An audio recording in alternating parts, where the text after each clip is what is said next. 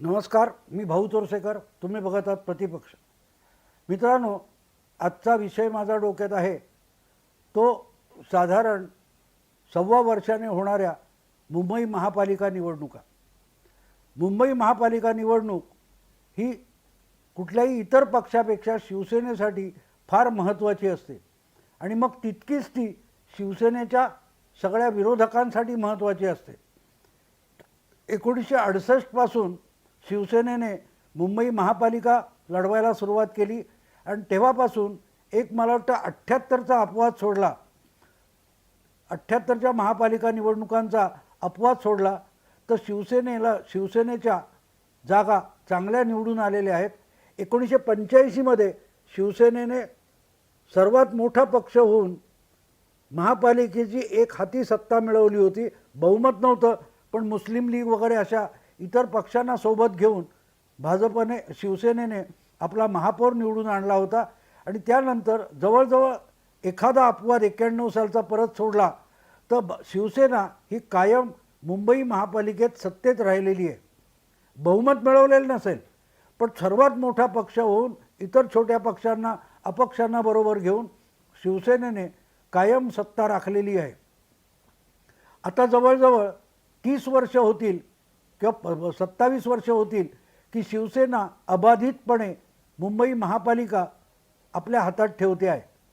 आणि त्यामुळे असं मानलं जातं की शिवसेनेचा जीव हा मुंबई महापालिकेच्या पिंजऱ्यात अडकलेला आहे.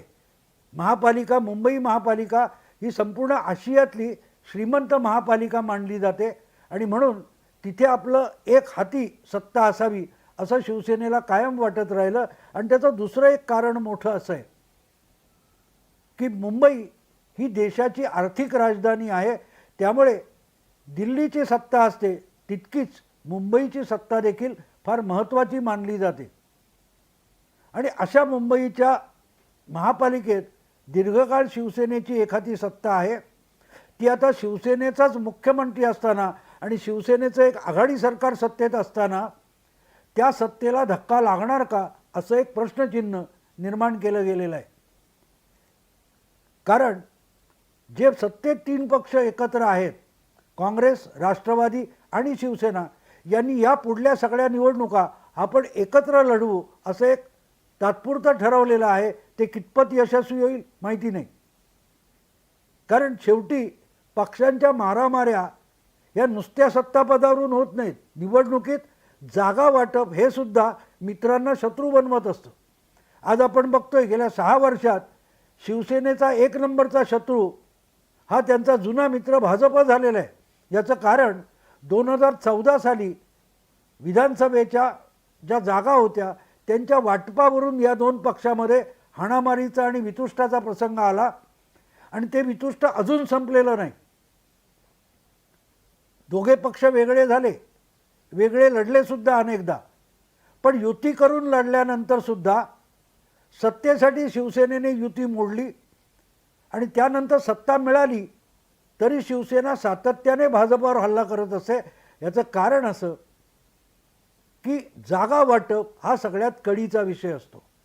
2014 साली शिवसेना भाजप युतीच फुटली नव्हती.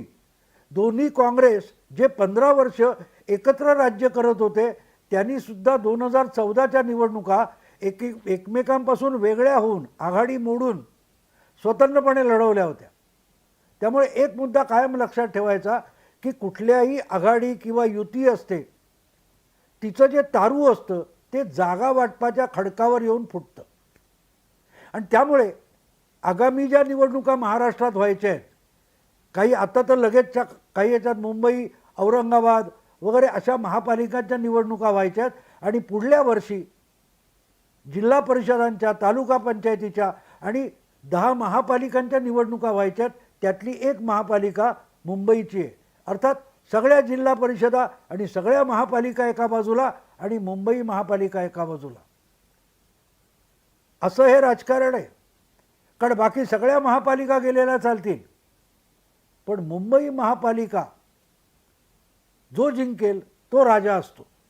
कारण ह्या बाकी सगळ्या जिल्हा परिषदा आणि त्यांची गोळाबेरीज केली तरी त्यांचं अर्थकारण जेवढं मोठं नाही तेवढं एका मुंबई महापालिकेचं आहे.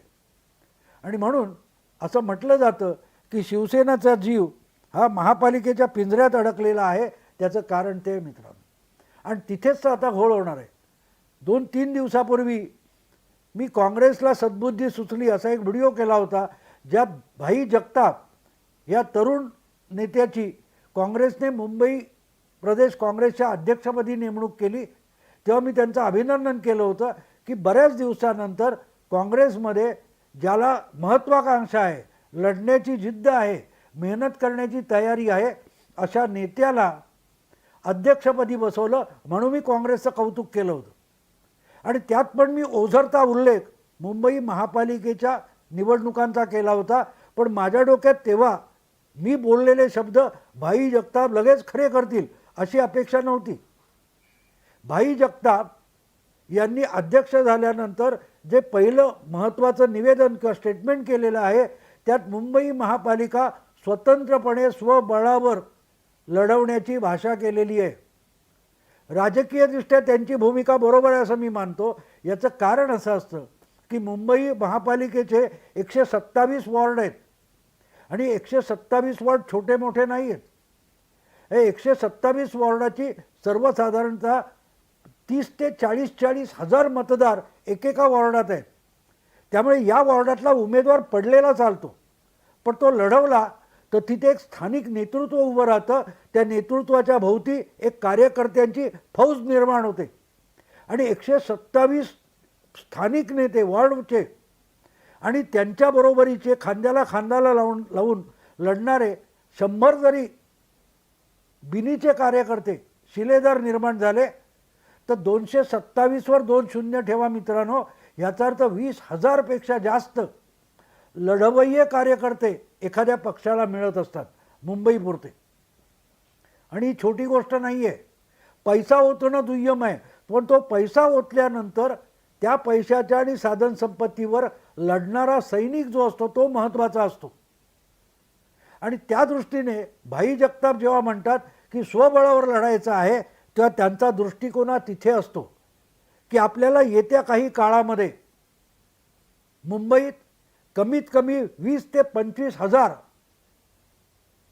क्रियाशील कार्यकर्ते प्रत्येक वॉर्डच्या पातळीवर निर्माण करायचे, ही भूमिका असते. आणि तेव्हा त्यांनी जे म्हटले की स्वबळावर लढायचे, अर्थात ते एकटे बोलतायत असंही मानायचं कारण नाही. मुंबई महापालिकेतले जे काँग्रेसचे गटनेते आहेत रवी राजा, त्यांनी देखील राज्याच्या सत्तेत आघाडी आहे, पण महापालिकेत आघाडी नाही. महापालिकेच्या कुठल्याही निर्णयामध्ये शिवसेना आम्हाला विश्वासात घेत नाही अशी तक्रार नेमकी अलीकडेच ह्या आठवड्याभरात केलेली आहे. हा एक सिग्नल असतो मित्रांनो, हा एक सिग्नल असतो की महापालिकेच्या निवडणुकीत 3 पक्ष एकत्र येऊन लढतील किंवा नाही याच्यावर प्रश्नचिन्ह रवी राजा आणि भाई जगताप यांनी लावलेलं आहे. आणि त्यामुळे हे सहजगत्या बोललेत का? अर्थात त्यावर शिवसेनेच्या महापौर पेडणेकर म्हणाल्या की तिन्ही पक्षांचे मॅच्युअर नेते याबद्दल बसून ठरवतील, असं काही स्वबळावर कोणी लढणार नाही. पण असं विधान महापौर पेडणेकर करतात तेव्हा ते काँग्रेसच्या मुंबईच्या अध्यक्षाला इमॅच्युअर म्हणत असतात. नेते, आघाडीत बसलेले नेते राज्यातले हे मॅच्युअर आहेत, मग मुंबई प्रदेश काँग्रेसचा अध्यक्ष इमॅच्युअर आहे का? असं बोलणं कितपत मान्य होईल? भाई जगताप यांना राग येईल का? मुंबई काँग्रेसला राग येईल का? याचा विचार महापौर पेडणेकर यांनी केलेला दिसत नाही. केला असता तर त्यांनी असलं इमॅच्युअर विधान केलं नसतं. याला मी इमॅच्युअर विधान म्हणतो की ठीक आहे, अजून काही ठरलं नाही असं म्हणून सारवासारव करायची असते, जी राष्ट्रवादीचे प्रवक्ते नवाब मलिक यांनी केली. त्यांनी सांगितलं अजून काही ठरलेलं नाही, पण ज्या अर्थी आघाडी आहे आणि निवडणुकीची घोषणाच झालेली नाही, निवडणुकीचा कार्यक्रम जाहीर झालेला नाही, तर एवढ्यात याविषयी कसं काय होऊ शकतं? पण कुरबुरी मुंबई महापालिकेच्या निमित्ताने आहेत हे आपल्या समोर यातून येतं. आता हे सगळं भाई जगताप पण रँडमली बोलले असं मला अजिबात वाटत नाही. जाता जाता एक प्रतिक्रिया द्यायची म्हणून बोलले असं नाही. पक्षाच्या ज्या भूमिका असतात त्या मित्र पक्ष असतात तेव्हा एकमेकांवर दबाव आणला जात असतो. राष्ट्रवादीच्या वतीने नवाब मलिक जेव्हा बोलतात तेव्हा नवाब मलिकनी एक गोष्ट लक्षात घ्यायची की मुंबई महापालिका पातळीवर त्यांच्या पक्षाला फारसं स्थान नाही आहे. मुंबईत त्या मुस्लिम पट्ट्यामध्ये नवाब मलिक निवडून येत असतील, पण उरलेल्या कुठल्या भागामध्ये सचिन अय्यर होते ते शिवसेनेत गेले, भांडुपला पाटील होते ते पण शिवसेनेत गेलेले. त्यामुळे राष्ट्रवादीला मुंबईमध्ये स्थान किती उरलं आहे. त्यामुळे नवाब मलिक काय बोलतात मुंबई महापालिकेबद्दल याला काही किंमत नाही, पण शिवसेना आणि काँग्रेस काय बोलतात याला महत्त्व आहे. याचं कारण असं की सलग 1968 पासून आजपर्यंत शिवसेना ही मुंबई महापालिकेत काँग्रेस विरुद्ध लढत आली. काँग्रेस हाच प्रमुख पक्ष होता. त्याच्याविरुद्ध 68 साली असेल किंवा प्रत्येक वेळी शिवसेना लढली ती काँग्रेस विरुद्ध लढली. आणि यावेळेला पहिल्यांदा शिवसेनेला काँग्रेस बरोबर जाऊन लढायचे. आणि मग इथे एक गोष्ट लक्षात घ्यायला लागते की भाई जगताप स्वबळावर असं का म्हणतात. भाई जगताप यांनी स्वबळावर म्हणण्याचं कारण असं की 2017च्या ज्या मुंबई महापालिका निवडणुका झाल्या त्यामध्ये सुद्धा सत्तेत एकत्र बसलेले शिवसेना आणि भाजप मुंबई महापालिकेत एकमेकांच्या विरुद्ध लढले होते. आणि दोघांनी जवळजवळ समसमान, भाजपला 82 आणि शिवसेनेला 84 जागा मिळाल्या. आणि मधल्यामध्ये काँग्रेस पक्ष हा जवळजवळ नेस्तनाबूत होऊन गेला. कारण 160 जागा 170 जागा या दोन पक्षांनी घालल्या आणि त्यामुळे पुढे उरलेल्या 55-57 जागा ह्याच इतर सगळ्या पक्षांसाठी उरल्या. पण भाजपला अचानक 24, 25, 30 जागांवरून एवढी मोठी जंप घेता आली. याचं कारण असं होतं मित्रांनो की काँग्रेसचा जो पारंपरिक मतदार होता तो भाजपकडे गेला. काँग्रेसचा पारंपरिक मतदार जो मुंबईतला होता तो प्रामुख्याने अमराठी किंवा बिगर मराठी होता. ज्याला शिवसेना किंवा शिवसेनेचा धाक मान्य नव्हता, शिवसेनेचं मराठी राजकारण मान्य नव्हतं, असा प्रचंड अशी लोकसंख्या मुंबईत आहे जी अमराठी आहे. आणि एक साधारण हिशोब करायला गेलो तर असं म्हणतात की 65 ते 70% मुंबईची लोकसंख्या ही अमराठी आहे. त्यातलेही अनेक जण शिवसेनेला मतं देतात हिंदुत्वासाठी, वेगवेगळ्या कारणासाठी. पण प्रामुख्याने जो अमराठी आणि कट्टर शिवसेनेचा विरोधक मतदार होता तो सातत्याने काँग्रेसबरोबर राहिला होता. पण भाजपने शिवसेनेची साथ सोडली आणि तो मतदार मोठ्या संख्येने भाजपकडे झुकला. आणि आपण जर मतदारसंघ हे वॉर्ड जे मुंबई महापालिकेचे बघितले तर आपल्याला दिसेल की जिथे जिथे काँग्रेस मोठ्या संख्येने निवडून यायची त्या भागात भाजपला गेल्या महापालिका निवडणुकीत प्रचंड यश मिळालं. भाजपचा मराठी मतदार बहुतांशी टिकून राहिला कारण तो भाजपच्या हिंदुत्व आणि संघ वगैरे विचारसरणीशी निगडीत होता. पण जो अमराठी मतदार होता काँग्रेसकडे त्याच्या दृष्टीने शिवसेनेला हरवणारा आत्ता कोणतं भाजप हा पक्ष आहे म्हणून तो भाजपकडे गेला. आणि मधल्यामध्ये काँग्रेसचा सुपडा साफ होऊन भाजप हा शिवसेनेशी तुल्यबळ झाला, जसा पूर्वी काँग्रेस हा शिवसेनेशी तुल्यबळ पक्ष होता. आणि त्यामुळे या वेळेला काँग्रेस पहिल्यांदा अशा परिस्थितीत आहे की आपला तो अमराठी बिगर मराठी शिवसेनेचा विरोधक मतदार गमावलाय, तो परत आणायचे काही नाही या दोलायमान अवस्थेत काँग्रेस आहे. शिवसेनेशी मित्रपक्ष असून लढायची इच्छा काय आहे काँग्रेसला. भाई जगताप जेव्हा म्हणतात की स्वबळावर लढवायचे म्हणजे काय, तर त्यांना आपण हरवलेला गमावलेला जो बिगर मराठी मतदार आहे, जो शिवसेनेच्या उत्तर भारतीयांच्या विरोधातल्या भूमिकेचा विरोधक आहे, तो मतदार परत काँग्रेसकडे आणायचा. यासाठी भाई जगताप किंवा काँग्रेस स्वबळावर लढायची भाषा करते. काँग्रेसचे तुम्ही महापालिकेतले नेते बघा, ते सहसा अमराठी राहिलेले आहेत. आता देखील रवी राजा हे मराठी नाही आहेत. त्याच्या आधी प्रवीण छेडा वगैरे असे कोणतरी होते, मला आता आठवत नाही, उमर काजी वगैरे बरेच आपण बघितले, शांती पटेल वगैरे, हे सगळे अमराठी राहिलेले आहेत. आणि त्यामुळे आजपर्यंत अमराठी मतदार काँग्रेसच्या बाजून राहिला आणि तो गेल्या महापालिका निवडणुकीत भाजपबरोबर गेला. तर तो काँग्रेसला परत आणायचा आहे आणि जर परत आणायचा असेल तर शिवसेनेबरोबर राहणं शक्य आहे. यासाठी भाजपला स्वबळावर लढूनसुद्धा यापूर्वी मुंबईत यश मिळत नव्हतं, पण ते महापालिकेत मिळालं, कारण भाजपा उघडपणे शिवसेनेच्या प्रादेशिक भूमिकेच्या विरुद्ध बोलायला लागली होती. आणि तिथेच फरक पडतो. आणखीन एक भाग आहे की तुम्ही काँग्रेस उत्तर भारतामध्ये जिथे नामशेष झाली आहे ते बघाल तर राजस्थान, मध्य प्रदेश, छत्तीसगड, उत्तर प्रदेश, हरियाणा, उत्तराखंड, हिमाचल प्रदेश, बिहार, हा सगळा प्रदेश बघितला जिथे काँग्रेस भुईसपाट होऊन गेलेली आहे. तिथलेच लोक मोठ्या प्रमाणात मुंबईत आणि महाराष्ट्रात कामधंदा शोधत येतात आणि त्यांच्या विरोधात त्यांना हाणामारी झाली, त्यांना मारहाण झाली, ही जी तक्रार असते ही नेहमी शिवसेना किंवा मनसेविरुद्धची असते. आणि त्यामुळे त्याच शिवसेनेबरोबर महाराष्ट्रात सत्ता जेव्हा काँग्रेस बनवते तेव्हा तिचा फटका उत्तर भारतात काँग्रेसला बसत असतो. आणि त्यामुळेच हळूहळू काँग्रेसला शिवसेनेबरोबर जाण्यात आपली चूक झाली का याचा फेरविचार करायची वेळ येताना दिसते.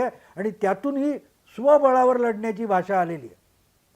भाई जगताप जेव्हा बोलतात तेव्हा त्यांना केंद्रीय नेत्यांकडून पण काही सूचना मिळत असणार, त्याशिवाय हे असं होत नाही. त्यामुळे मुंबईमध्ये परत एकदा आपलं स्थान मिळवायचं तर बिगर मराठी मतदार आपल्याला आपल्याकडे आणावा लागेल. आणि त्यासाठी आपण निदान मुंबईत तरी शिवसेनेबरोबर खांद्याला खांदा लावून नाही आहोत हे काँग्रेसला दाखवणं भाग आहे.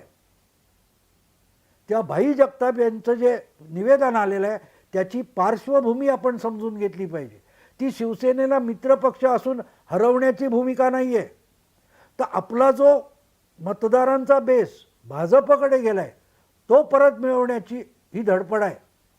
अर्थात तो मिळेल की न मिळेल हा विषय दुय्यम आहे, आत्ता नाही सांगता येणार. तो आपल्याला प्रत्यक्ष मुंबई महापालिकेचं मतदान होईल, काँग्रेस स्वतंत्रपणे लढेल तेव्हा त्याला मिळतात की नाही बघायला लागेल. पण आज भाजप शिवसेनेबरोबर मुंबई महापालिका एकत्र लढणार नाही निश्चित झालेलं आहे. युतीतून शिवसेना बाहेर पडली आहे. त्यामुळे पुढच्या वेळेला मुंबई महापालिकेत शिवसेनेची सत्ता घालवण्यासाठी भाजप जीवाचा आटापिटा करणार. ज्या पद्धतीत त्यांनी हैदराबादची निवडणूक लढवली त्या पद्धतीत भाजप आपली सगळी ताकद मुंबईत पणाला लावणार हे निश्चित आहे. आणि ज्या प्रकारे प्रत्येक प्रांतातले लोक मुंबईत त्यांचे जे इथे येऊन स्थलांतरित मजूर म्हणून काम करतात त्यासाठी प्रत्येक राज्यातले नेते इथे आणले जातील. आणि त्यामुळे बिगर मराठी मतदार जो आहे तो काँग्रेसकडे परत जाणार नाही याची काळजी भाजप घेणार आहे. आणि तो मतदार आपल्याकडे परत यावा म्हणून काँग्रेस प्रयत्न करणार आहे. अशी पुढल्या मुंबई महापालिका निवडणुकीची समीकरणं असणार आहेत. आणि त्यामुळे भाई जगताप किंवा मुंबई काँग्रेस स्वबळावर लढण्याची भाषा बोलते. त्याचा अर्थ आपण व्यापक पातळीवर समजून घेतला पाहिजे. तर मग मुंबईत येत्या काही महिन्यामध्ये किंवा काही वर्षामध्ये राजकारणाची गणितं कशी बदलत आहेत याकडे लक्ष ठेवावं लागेल. आणि म्हणून भाई जगताप अतिशय सूचक वाक्य बोलले असं मला वाटतं. कदाचित मला त्याची आधी कल्पना डोक्यात आली होती म्हणून मी त्यांच्या नेमणुकीविषयी जो व्हिडिओ केला त्याच्यातही स्वबळावर लढण्याची भाषा येईल हे मी सुतोवाच केलेलं होतं. आता ते समोर आलेलं आहे. त्यामुळे हा शिवसेनेसाठी नको तितका पेचप्रसंग होणार आहे की एक तर जागा वाटप करायचं का, कारण जागा वाटप करायचं तर शिवसेनेला फार कमी जागा ते नेहमी लढवतात त्यापेक्षा कमी जागा स्वीकाराव्या लागतील, किंवा आपल्या मदतीने काँग्रेसला निवडून आणावं लागेल. पेच कसा सोडवते शिवसेना किंवा काँग्रेस यातून कसा मार्ग काढते हे आपल्याला पुढल्या काही महिन्यांमध्ये दिसणार आहे. कारण मुंबईपूर्वी 3-4 महापालिकांच्या निवडणुका व्हायच्या आहेत. नवी मुंबई आहे, औरंगाबाद आहे, अशा महापालिकांच्या निवडणुकांमध्ये आघाडीतले 3 पक्ष एकत्रपणे किती लढतात हे आपल्याला दिसणार आहे. त्यामुळे मुंबईमध्ये काय होईल याचा विचार आपण पुढच्या घटना उलगडतील तसा करू. मित्रांनो, आता इथे थांबतो. हा व्हिडिओ तुम्हाला आवडला तर लाईक करा, शेअर करा, मित्रपरिचितांना फॉरवर्ड करा. प्रतिपक्ष बातमीचे वेगवेगळे पदर उलगडून सांगतो, त्याला अधिकाधिक सबस्क्राईब करा. नमस्कार.